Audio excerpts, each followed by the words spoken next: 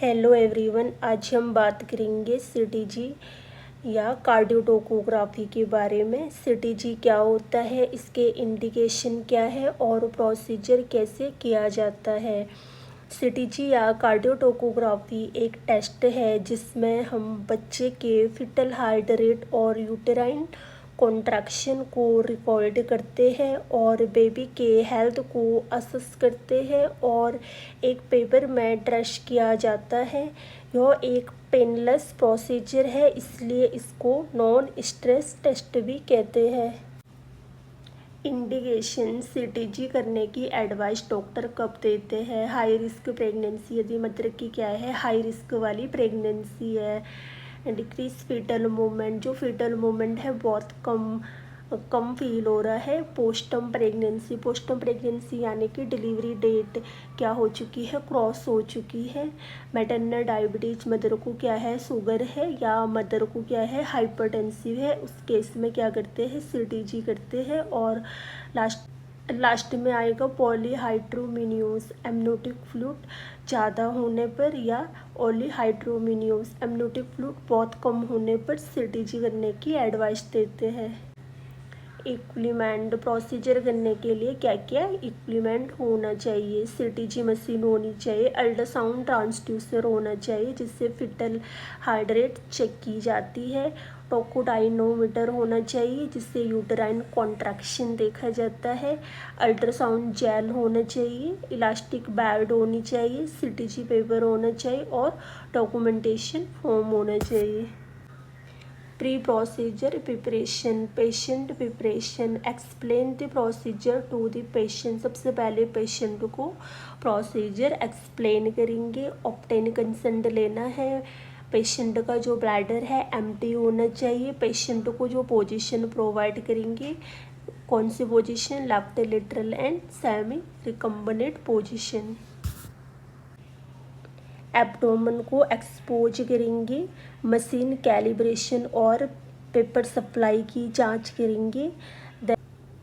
Procedure step first, fetal heart rate transducer. सबसे पहले जो जेली होती है उसको अप्लाई करेंगे ट्रांसड्यूसर पर। उसके बाद ल्यूफ्लॉट मैनोवर के थ्रू फिटल हार्ट चेक करेंगे। दैन ट्रांसड्यूसर को जहाँ पर सबसे ज़्यादा साउंड सुनाई देती है वहाँ पर लगाएंगे। यूजुअली फिटल बैक में सबसे तेज़ साउंड आती है। दैन उसके बाद क्या करना है, जो इलास्टिक पैड होता है उससे बांध देना है। यूटेराइन एक्टिविटी ट्रांसड्यूसर, इसमें जो टोको ट्रांसड्यूसर होता है उसको फंडस के ऊपर रखेंगे, अम्बलाइकल्स से थोड़ी ऊपर।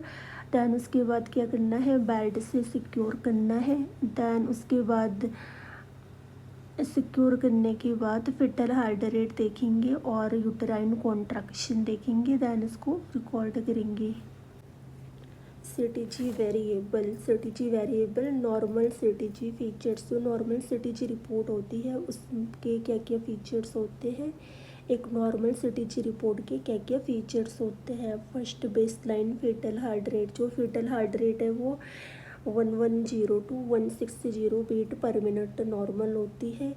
यदि किसी पेशेंट के बेबी की फिटल हार्ट रेट क्या आ रही है, 110 आ रही है या 125 आ रही है, 135 आ रही है या 160 बीट पर मिनट आ रही है तो क्या है, नॉर्मल है।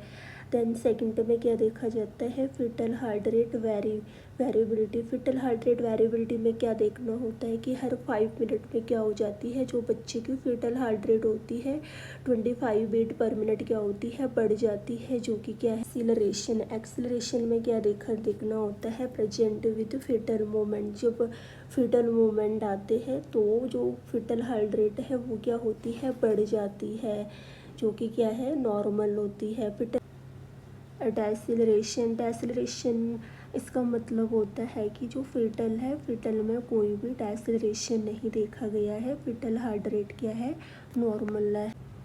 Duration of monitoring, CTG procedure करने में 20 से 40 मिनट तक का टाइम लगता है। पोस्ट प्रोसीजर करने के बाद जो ट्रांसड्यूसर होता है उसको रिमूव करेंगे और क्लीन करना है। उसके बाद जो जेल अप्लाई करी थी पेशेंट के एब्डोमेन पर उसको क्लीन करना है और इंश्योर करें कि पेशेंट क्या हो, कंफर्ट हो। और डॉक्यूमेंटेशन में रिकॉर्ड करेंगे date, time and duration, maternal position record करनी है एंड लास्ट में फीटल मोमेंट रिकॉर्ड करना है। अगर मेरा वीडियो आपको अच्छा लगे तो लाइक, शेयर एंड सब्सक्राइब करना ना भूलें। मिलते हैं अगली वीडियो में।